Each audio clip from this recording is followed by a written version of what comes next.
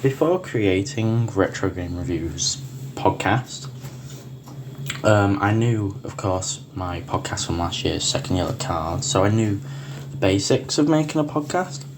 I also knew from watching and analysing last year a few podcasts like Song Exploder, while this year was more, of course, gaming. There was true crime. I know there's many different genres. Any genre you can think of, any ideas, any niche, anything like that, you can create a podcast. Anything you enjoy, anything you have anything about, you can create, and there will be an audience for it, which you can then engage with. However, compared to when I made that first podcast, I think I know a lot more about first making a larger podcast, getting interesting details in, not just talking, but also getting certain people, certain interviewers in, certain game designers, because with mine being a game, I got someone from game design who knew more about the aesthetics of gaming. That was not my forte. I don't know much about that, but they do, and they were able to give a different element which I couldn't give. But then I was also able to give an audience's perspective, someone else's perspective on the game, their thoughts, while also giving my own insights, the things I've learned over the time, while they're able to give their first feelings when they first played that game, and also the feelings afterwards. The research, though, for everything from my focus groups to my questionnaires was so important, because from those questions I asked and the responses I got, it made me think, okay, who do I need?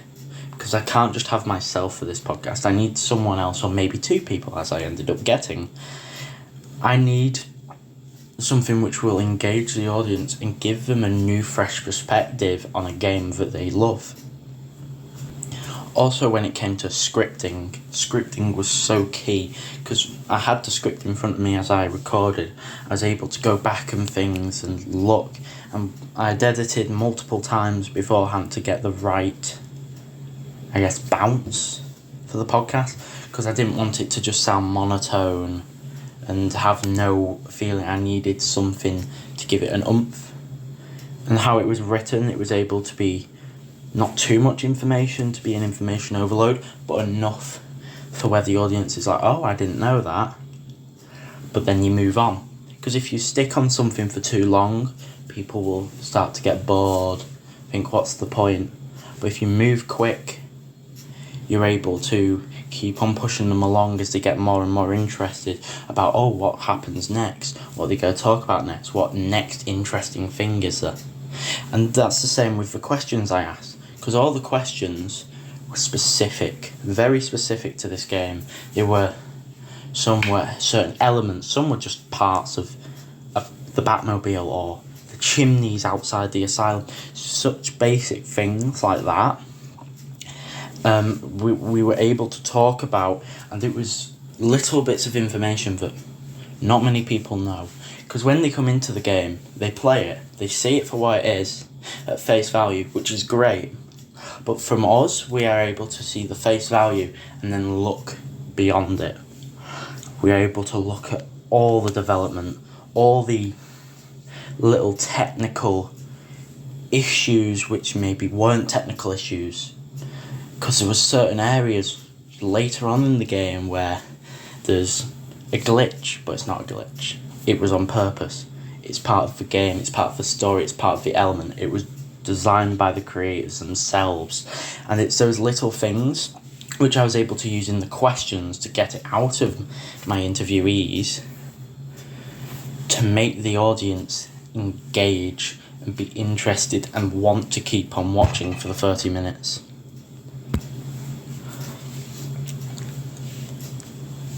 The main part of the production really went well was probably I'd say out of everything, of course the recording went well. First time, was able to listen back, it was exactly what I needed. All the interviews went well. I was able to get much more information than was needed for the podcast. It was able to give me so much, a wider aspect of the game, and also from that be able to bring myself out more through these interviews, because from the interviews I gained so much. I knew I could talk to them. It wouldn't just be me talking to a brick wall. It wouldn't just be me mentioning something and them having no idea. They had an idea. They saw it and they could talk about the exact same things I've seen, and also add extra things I'd never seen. When it comes to, though, production, which maybe didn't go as well, I wouldn't say it went wrong, but say out of everything, maybe the editing took longer, because there was a little mistake where when I was editing I mistakenly cut the wrong part of the interview. Now all I needed to do was get that interview and put it at the end, look through it, find that section and make sure it fits with the rest of the podcast, but that made it longer. And then there was also, due to the headphones not being the grandest quality, sound levels were wrong, and the way I fixed that was by listening through normal speakers, so I could hear the sound levels and change it like that, so I could actually hear what other people would hear and not what the headphones make me hear. The way I adhered to the plans was I looked at my running order, I looked at what people had said in questionnaires, I'd seen what people had said in the focus group. They wanted the length to be 30 minutes, so I had it as a 30-minute running order.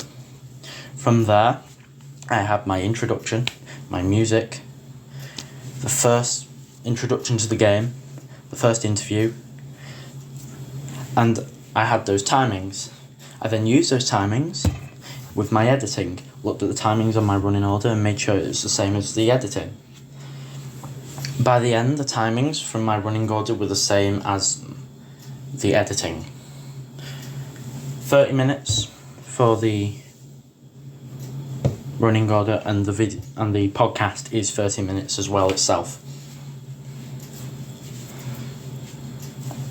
The only big changes was I added a bit more from the game design, because the questions that they brought were so detailed that you had to add more. To just have a few minutes was too little from this guy. So I added an extra few minutes because it was so interesting, it was so engaging to the audience. And I could easily just cut away something which I weren't the biggest fan of myself, and thought it would be such a small thing in my podcast. It would be there, but I don't think it needs to be massive. Maybe later down the line, maybe if the episodes have to get longer, maybe it'd fit better. But there's a scripted section near the end where I talk about tweeting. Not only was it difficult to say in my script, and it took multiple times to get it right and to make sure it sounded correct compared to everything else, but it just didn't have the same emotion to everything else. It's fine with its speed because it's really quick and I want everything to move quick, but its original length on the running order completely ruined the pace. But if I add extra at the beginning, just something which is so interesting, it keeps people gripped in, but it doesn't stay too long. Still, like I said earlier, it's still connected and it works well, the pace still works well, and right at the end we ask for that and then we have the outro. It's the best way for it to work, and I think in the end it was a really positive change. And overall with the podcast for a first episode, I'm delighted with it, because I was able to get some cool moments for myself, which I didn't know, or some little things about the game, and also some parts of the interview which ended up being cut were just they ended up talking about gaming themselves. Of course, it weren't part of this podcast, but it also showed me that these people enjoy games. It wouldn't have worked with the podcast episode, but they talked and talked and talked, and they were able to be so enthusiastic about it.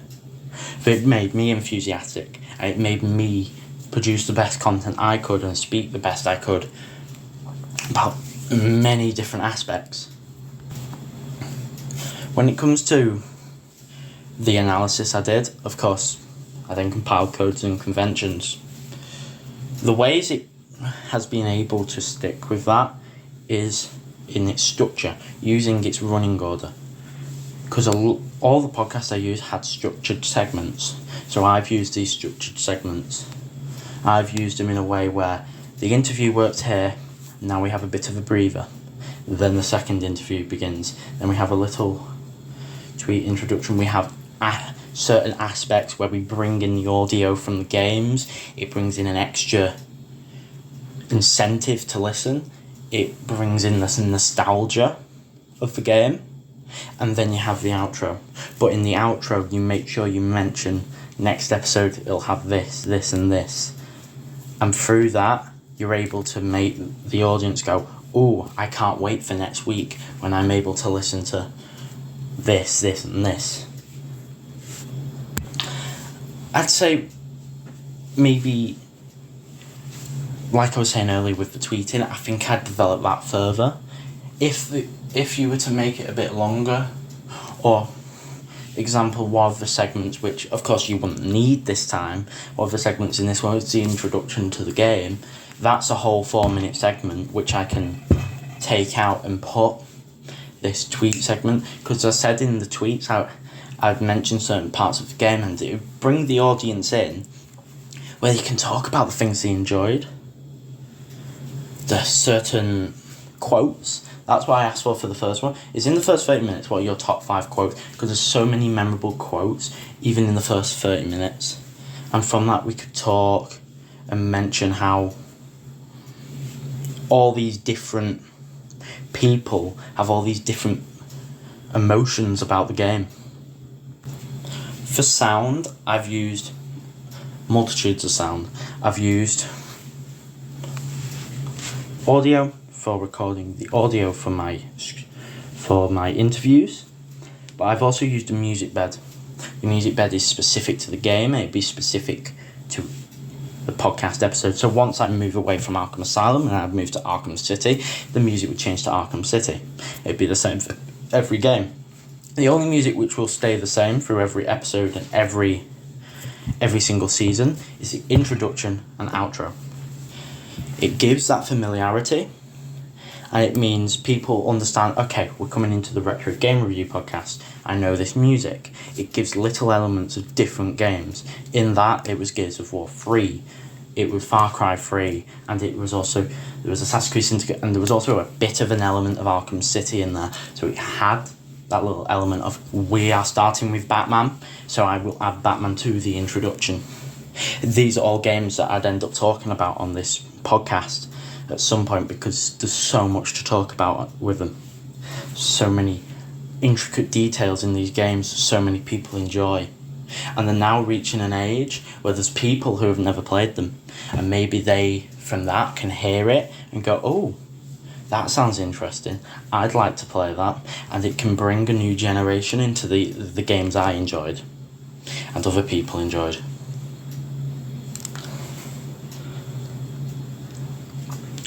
I'd say overall, the target audience, because it's so wide, because it's gaming, this was from IGN and all the others, they mentioned in their target audience, it's so wide, there's so many people, there's so many different games. I'd say I have, because there's so many different elements that people will enjoy.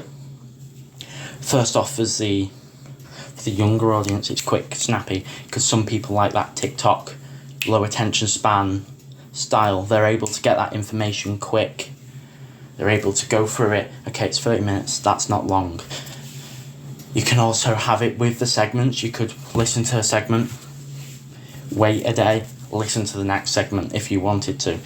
But then with older people who maybe they're in the car, they can listen to it and they can reminisce about the game they enjoyed back in 2009. And it's one of those where in both ways you can connect all people together. Everyone who loves gaming, you can connect them all. I'd say with my skills, I'd say editing has increased again because I'm able to get that aspect of sound off at a much better level. Cause I've always been someone, I want the sound to be correct, I want the music levels to be correct, because I'm always someone who's always watched things. I get so irritated when some music's over the top, it's way overexposed, or there's elements of someone speaking, it's like, that should have been redone. The sound is wrong. It's those little things, those little gripes, and I always get annoyed at myself when I couldn't fix them. So I've been able to, through listening to it over and over and over, and then listening on the speakers, being able to get it as perfect as I possibly can. Of course, it's the first podcast in a long time. It will not be 100% perfection. Nothing is ever 100% perfection, but it's one of those where I can go, right, these are the little mistakes I made in the first one. How can I improve in the next one? That's the goal for these, because you want to get better and better, you want to get more confident, you want to show the audience how much you enjoy it and they'll enjoy it. I'd say I've also been able to develop how I conduct interviews, because I'd say my interviews have always been very quick, snappy, but maybe not information based. But now to be able to get that information has been so key to this whole process, because I've been able to get engaging, quality interviewees that have given me so much to work off that ended up becoming an issue being 30 minutes, but that's not a bad thing, because it means I'm able to have so much to give the audience. I'm able to go, this is the stuff the audience will enjoy the most. Not, I've run out. I'm on 24 minutes and I've run out of stuff. That's an issue. Instead, I had well over, which is great. It's a great issue to have. It also helped because I'd say with my plan and my analysis, I was able to get certain elements which I was then able to use in this podcast. So I was able to see those elements of not just the podcast, but also the website and how that analysis worked, and then able to put that analysis onto my own website. I'd say my biggest issue has been time management and maybe organisation. I'd say I've been able to bring it back better this time because I've learned new things that help me, and one of those is planning. Plan before. Have a set plan of what you're going to do for the day, what you need to do. Have that plan, have a certain time. Sometimes the time frame isn't the same. Okay, that's fine. You accept that, but you still stick to that plan. You don't stop until that plan's done for the day. The moment the plan's done, instead of keep on going and burning yourself out for the next day, stop there. You plan for the next day. You start that plan the day after, and you do that, and you repeat and repeat and repeat. I'd say this helped because at all times, due to the last year and the essay, I think I have been behind, but sometimes being a bit behind, it gives me that extra to look ahead. Instead of being, I'm in this place, I'm stagnant. Stagnant for me is the worst thing, because the moment I get stagnant, I get lazy, and it all goes wrong. But instead, having that, always having to move, always having to do things, it makes me keep on moving, it makes me progress.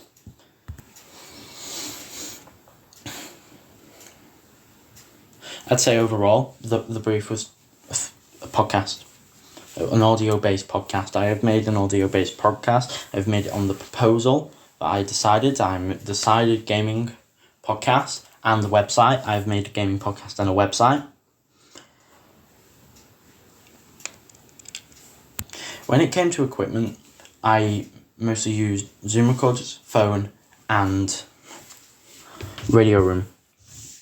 Out of them all, the one that failed miserably every time was the Zoom, because every time I got a Zoom recorder, I knew I was recording it correctly because I've done it multiple times. There was an audio issue, and after the first time of creating the focus group it going wrong, I've always had a phone next to me as well to make sure that there's no mistakes, that I'm able to continue forward and have that audio. This is why I've started recording everything on a phone, because I can't trust those Zoom recorders to help me. But when it comes to Radio Room, the Radio Room is great. I tested it beforehand, put it on as experimentation to have something to show I knew what I was doing. Then I went in there, I double checked again, added some extra audio, and then recorded my scripted elements. From that, it was much better than the first time, and when I used the Radio Room earlier this year for my radio show, because now I was able to be in the element, because I did the radio show earlier in the year, I was more confident in there, because I knew it's just me speaking to the microphone. I have to be entertaining though. There is an audience. There is something that will listen to this afterwards. It's not just me speaking into a microphone. There's more to it. Software, I use Wix to create the website. Of course, I've created many websites over the last few years. Of course, 2 for blogs and 1 for a film. Back in Unit 6 or 7, it was one of those units. It was the film unit. I think from that I've been able to develop how I make these websites, because when I look at my old websites, I think they're very poor compared to my new ones. Because now I'm able to get the right colours, what is eye-catching. Not just black and gold. Yeah, that's okay, move on. It's got more meaning to it. And also using coding conventions and the analysis that I have for this most recent podcast websites, I've been able to use those colours and put my own little twist onto it to make it cleaner for myself. And I've also, of course, used editing. Every time, because it's editing, you get better every time you use it. You use it for so many hours, you learn new things. I'd say this time it was more about sound, as over time I've learned how to cut perfectly, how to cut little, maybe weird sounds or coughs or anything that would ruin the audio. Anything that doesn't work can easily remove and you won't suspect anything. I'd say the skills I want to develop further. I want to keep on developing editing, because every time editing is fun for me. I enjoy doing it. Every time you complete something, it's a success. But then afterwards, it's like, okay, that's great. How can I make it greater? How can I do better? What can I do to when I look back at this in a year and go, oh, maybe that weren't so great. But that's okay, because look where I am now.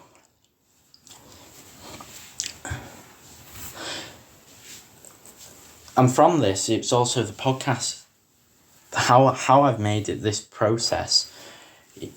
You have to research. You know certain elements, you know the game, okay, but who else knows the game? What other aspects will people enjoy? What does the audience want from you? Do you need to experiment? Do you need to make sure the sound is correct? Do you need to make sure that you go in there fully prepared, that you can go in and go out and edit? And from this, I'd end up saying, overall, with this media production, I've learned how these podcasts should work, how audio should work, and how much it's improved even in the last year, and show how easy it is to make a podcast.